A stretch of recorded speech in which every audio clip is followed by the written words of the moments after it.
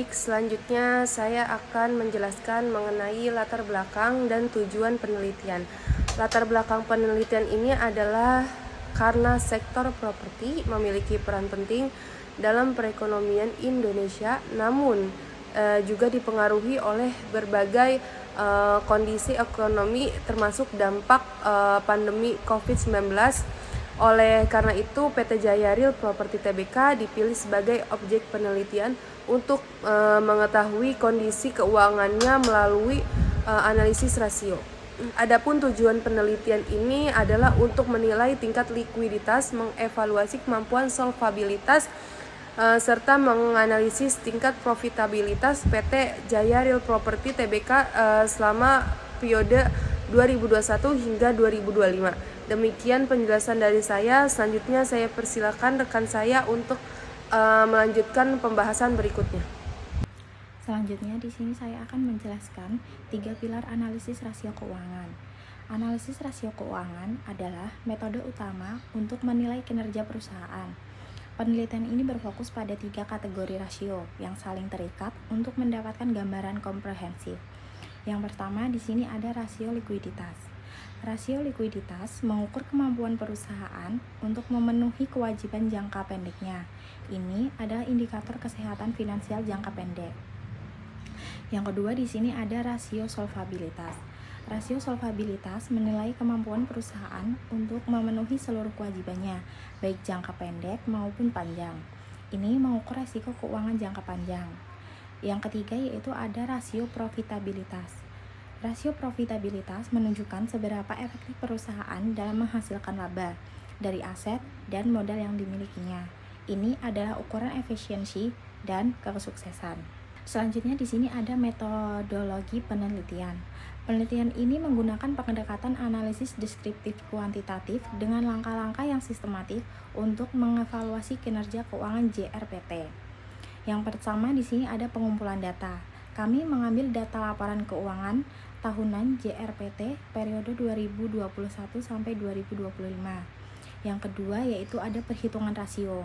Kami menghitung rasio likuiditas CR dan QR, solvabilitas DAR dan DER, dan profitabilitas ROA dan ROE. Yang ketiga, kami menganalisis dan interpretasi. Kami menganalisis tren setiap rasio dan membandingkannya dengan teori serta standar industri. Yang keempat di sini kami ada penarikan kesimpulan. Kami menyimpulkan kinerja keuangan JRPT secara keseluruhan berdasarkan hasil analisis yang kami buat.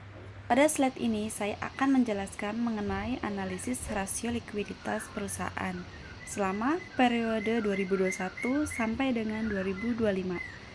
Rasio likuiditas digunakan untuk mengukur kemampuan perusahaan dalam memenuhi kewajiban jangka pendeknya. Yang pertama ada current ratio.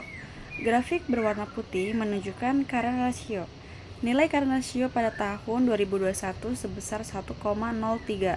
Kemudian sedikit menurun menjadi 1,01 pada tahun 2022. Penurunan yang cukup signifikan ini terjadi pada tahun 2023 menjadi 0,87 sehingga berada di bawah standar ideal, yaitu lebih dari 1. Hal ini menunjukkan bahwa pada tahun 2023 perusahaan mengalami penurunan kemampuan dalam memenuhi kewajibannya, yaitu kewajiban jangka pendek menggunakan aset lancar. Namun kondisi tersebut mulai membaik pada tahun 2024 dengan current ratio meningkat menjadi 1,06 dan terus naik menjadi 1,25 pada tahun 2025. Yang artinya kemampuan perusahaan dalam membayar kewajiban jangka pendek semakin membaik. Kedua ada quick ratio. Pada quick ratio yang ditunjukkan oleh grafik berwarna biru muda. Rasio ini mengukur kemampuan perusahaan memenuhi kewajiban lancar tanpa memperhitungkan persediaan. Namun quick ratio pada tahun 2021 sebesar 0,21, sedikit meningkat menjadi 0,22 pada tahun 2022. Kemudian turun menjadi 0,13 pada tahun 2023. Setelah itu, quick ratio mengalami peningkatan menjadi 0,26 pada tahun 2024. dan 0,38 pada tahun 2025.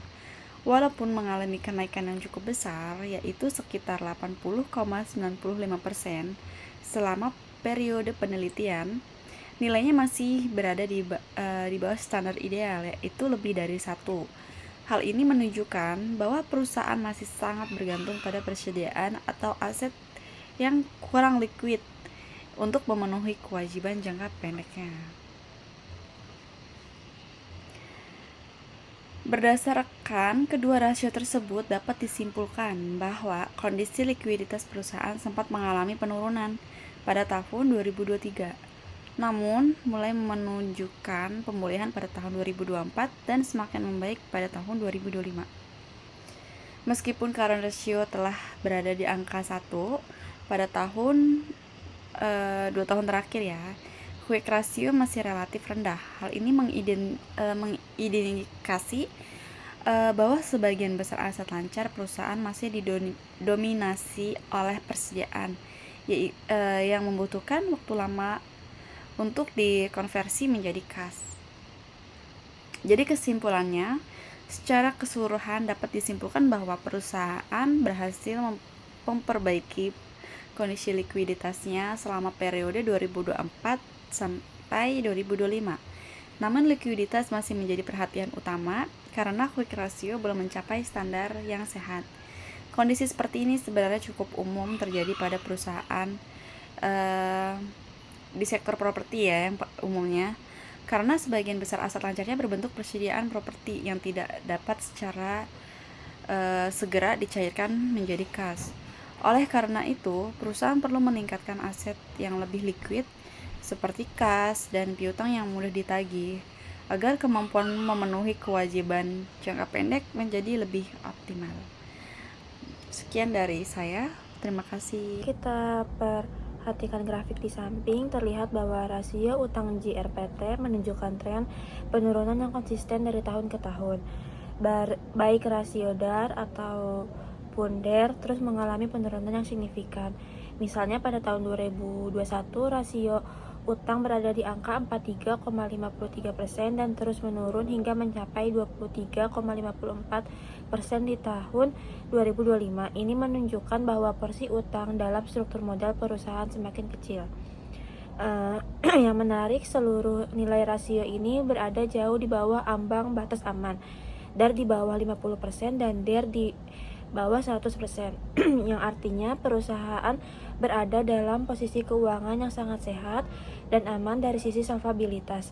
Dengan kata lain, sebagian besar aset perusahaan dibiayai oleh modal sendiri atau ekuitas, bukan oleh utang. Ini tentu menjadi simbol positif bagi para pemangku kepentingan. Dari data ini dapat kita simpulkan bahwa JRPT memiliki struktur modal yang sangat kuat dengan risiko kebangkrutan yang rendah. Ini mencerminkan pengelolaan keuangan yang prudent dan berorientasi jangka panjang. Tentunya ini menjadi fondasi yang baik bagi perusahaan untuk menghadapi ketidakpastian ekonomi di masa depan. Dan selanjutnya ada analisis rasio profitabilitas pada tahun 2021 sampai 2025, yang dimana kita bisa lihat di diagramnya ini ada sedikit peningkatan pada pertumbuhan trennya, yang dimana kedua rasio tersebut menunjukkan tren peningkatan yang stabil dan sama keduanya, dan mencapai puncaknya itu pada tahun 2024. Dan untuk kinerjanya ini dinilai dari ROA, bisa dilihat itu ada peningkatan sebesar 5% dari tahun sebelumnya, dan ROE-nya ini di atas 10%. Secara konsisten ini cukup melampaui dari industri ya, standar industrinya, dan menandakan kinerjanya ini yang sangat amat baik. Dan pada kesimpulannya, JRPT ini sangat efisien dalam menggunakan aset dan modalnya untuk menghasilkan laba yang lumayan stabil dan bisa mencapai angka peningkatan juga, dan menunjukkan profitabilitasnya ini yang kuat dan terus bertumbuh. Nah, itu adalah analisis rasio profitabilitas dari tahun 2021 sampai 2025. Kesimpulan kinerja keuangan Jaya Real Property tahun 2021 sampai 2025. Pertama itu likuiditasnya cukup. Kinerja cenderung rendah dan fluktuatif karena ketergantungan pada persediaan, namun menunjukkan tren perbaikan yang positif di akhir periode. Kedua, solvabilitasnya sangat baik. Struktur modal sangat sehat dengan tingkat utang yang rendah dan terus menurun, menunjukkan risiko keuangan jangka panjang yang sangat rendah. Ketiga, profitabilitasnya sangat baik. Kemampuan menghasilkan laba terus meningkat dan berada di atas rata-rata industri, sangat efisien dalam penggunaan aset dan modal. Saran dan rekomendasi strategis. Yang pertama, untuk manajemen Jaya Real Property, fokus pada peningkatan manajemen likuiditas, yaitu arus kas dan pencepatan penjualan. Optimalkan struktur modal yang sehat untuk ekspansi. Pertahankan profitabilitas melalui inovasi dan efisiensi operasional. Kedua, untuk investor. Saham Jaya Real Property memiliki fundamental yang kuat dari sisi solvabilitas dan profitabilitas, menjadikannya pilihan potensial untuk investasi jangka panjang. Perlu memperhatikan risiko likuiditas sebagai pertimbangannya. Yang ketiga, untuk akademisi dan peneliti. Penelitian selanjutnya dapat diperluas dengan memasukkan risiko aktivitas, menganalisis faktor makroekonomi, dan melakukan studi komparatif dengan pesaing industri properti.